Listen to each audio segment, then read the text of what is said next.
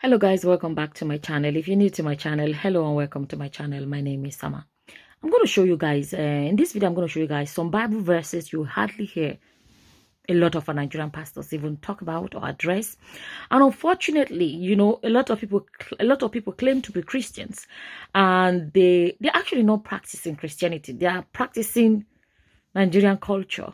They twist and turn, and you know, my language, you say ngongo, mix and match it and make Nigerian culture look as if it's from the Bible. Let me say this right. In a home, there are some homes where men cook better than women. Let's be honest. There are some homes where the women cook better. Some home where if they are blessed, both of them can cook so well, you know. But I'll say this, whatever works in your home, hallelujah, that's it. Everybody's home is not the same. Everybody cannot follow whatever A or B is doing. People will follow what suits their home.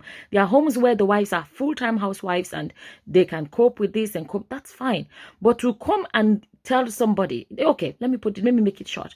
I made a video which I talked about this cooking of a thing, like, you know, they said women ordering food. The man was complaining that why will a married woman order food? You know, order stew, order soup, order all those things and bring it. And I'm like, there's nothing wrong with it. Food, not food. Okay. Somehow in the comment section, the comments were, you know, going, you know, some people were going back and forth with it, right? And this person came up and said that basically, I can't remember how this person phrased it, but something like, oh, Abraham was not the one cooking, and quoted one Bible verse. And I decided to show this person more Bible verses to show that there was no Bible verse that say man should not cook. Okay? And a lot of our pastors have to do better. They have to, because there are so many parts of the Bible they don't ever touch. They too are practicing Nigerianism. Let me put it like that, not Christianity. Okay, let's just read some Bible verses. And let me just show you guys some Bible verses to show you that this Bible complete. They only say many people know they read them. They claim to be Christians, but they know they read them. Okay, let me just read these Bible verses for you guys. Genesis 26:13. Isaac then made a feast for them, and they ate and drank. Isaac, everyone knows Isaac na man, Abi. Oh, sorry. I don't know why I'm in pidgin English mode today. Everybody know. We all know that, you know, everybody knows that Isaac is a male, okay? Now, and then Leviticus 8:31. Moses then said to Aaron and his sons, cook the meat at the entrance of the tent of meeting and eat it there with the bread from the basket of ordination offerings, as I was commanded. Aaron and his sons are to eat it. Acts 6:1 says, but as the believers rapidly multiplied, there were rumblings of discontent. The Greek-speaking believers complained about the Hebrew-speaking believers, saying that their widows were being discriminated against in the daily distribution of food. So the 12 called a meeting of all the believers. They said, we apostles should spend our time teaching the word of God, not running a food program, meaning that they shouldn't be in charge of the food, right? Well, listen to who they said should be in charge. Listen, he now said, and so, brothers, select 7 men who are well respected and are full of the Spirit and wisdom. We will give them the responsibility. They now gave the responsibility of providing food, catering for food, right? They gave it to brothers. You dey hear? It's the Bible I'm reading. Genesis 19:3. But he, that is Lot in the Bible, right, insisted so strongly that they did go with him and entered his house. He prepared a meal for them, baking bread without yeast, and they ate. Matthew 26:17 and 19. On the first day of the festival of unleavened bread, the disciples came to Jesus and asked, where do you want us to make preparations for you to eat the Passover? Now, men, they do preparation for Passover, right? Okay. They said, he replied, go into the city to a certain man and tell him, the teacher says, my appointed time is near. I am going to celebrate the Passover with my disciples at your house. So the disciples did as Jesus had directed them and prepared the Passover. They didn't go and call any women to come and do it. You see? Then Genesis 27:30-31. After Isaac finished blessing him and Jacob had scarcely left his father's presence, his brother Esau came in from hunting, he too prepared some tasty food and brought it to his father.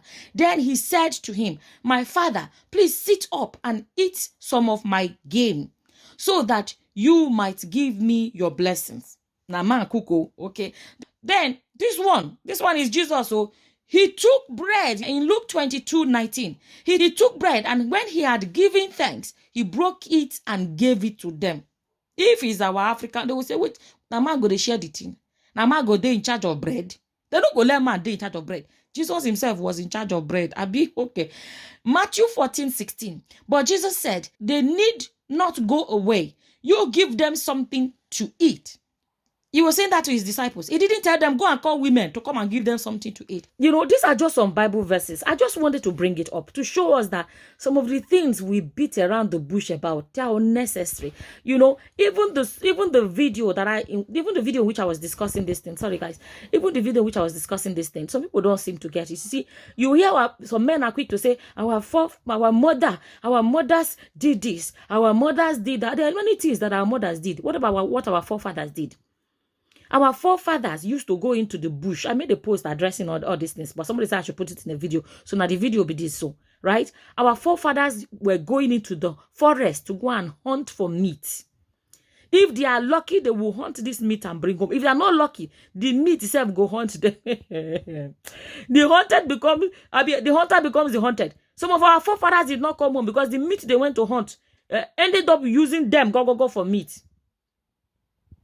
Sorry, I'm covering one eye. But today now we have meat in the freezer. If our forefathers had to go, one person left me a comment and say, I cannot go and be this. It has to be the original one. The woman must cook in the house. You cannot order food. It has to be the original one. Let me tell you guys, we can also say, amen. It has to be the organic meat. You came from the forest like our forefathers. All this one that we don't even know how they fed the cows or how they fed the animals that we are seeing in the shop. We don't know what preservatives and everything they inside. I beg, Oga, enter bush, Odogu. Odogu, enter bush, go hunt meat, come. That is the best one our forefathers ate. That is the type we want to eat. If it's okay for men to now realize that, okay, you can go to a supermarket and just get meat inside the freezer or inside the fridge and bring home.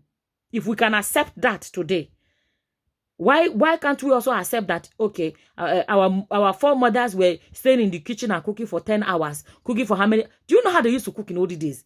Do you know how they used to before they would do anything? Maybe now we have blender, we have this. Do you know how mother used to do it? They used to grind pepper with hand, everything. Before they will finish all the grinding, 2 hours don't pass. Before they now start cooking, before they now start whatever. But now, so if we, bottom line, if we can say, oh, our forefathers used to go to the bush to hunt. But now our men don't have to enter bush to go and hunt any meat. We can buy it in the shop. Why can't it also be acceptable that our mothers before us used to stay in the kitchen for hours just to cook one meal for family to eat? That the same way meat is already available in the shop, the same way food is also available. If somebody that available, woman can order food sometimes. A woman can order food sometimes and put in the fridge and make life easy for herself. Why is the double standard? Why must a woman suffer? That's what I kept on asking. Why is it that a woman has to suffer to prove that she's a good wife? Why? Our men know how to drive, yet it doesn't stop them from having drivers to drive them everywhere. Does it make them lazy men? You know? Anyways, I don't want a long video. I wanted to just quickly share it. A lot of these Bible verses, our pastors are not preaching them. In our country, they are not preaching a lot of these Bible verses. They don't even touch those areas to make men. I've made a video before. See, if they can preach the Bible the way, if they can really preach the Bible the way it is, oh my goodness, a lot of the problems will be avoidable. But they don't. They skip all these things. Even a lot of them are guilty of it. They are guilty of it. Do you know that one of the things that they say can hinder a man's prayer is how he treats his wife? Do you know how big that is? Do you know if a lot of pastors preach it? If a lot of pastors preach it, you know that a lot of men will sit back and begin to think twice. Osinachiism will not be happening. But they don't preach it. All they carry on their head is the side of a woman this, woman that, woman that. They don't balance this teaching the way it is in the Bible. They don't.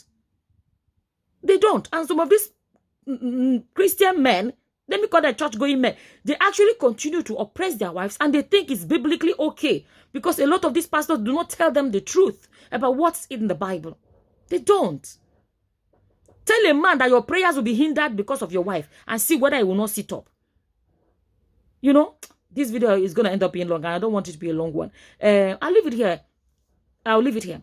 Like I said before, there is no award for who suffer past. There is no award. This is my opinion about it. And I feel it, and like I said, a lot of our pastors have to do better. There are some Bible verses they have to start touching and start preaching those sides to create this balance needed in society. As always, whatever your opinions are, please feel free to leave them in the comment section below. With that, I'm going to say thank you for watching. Until the next time, guys. Bye-bye. Bye.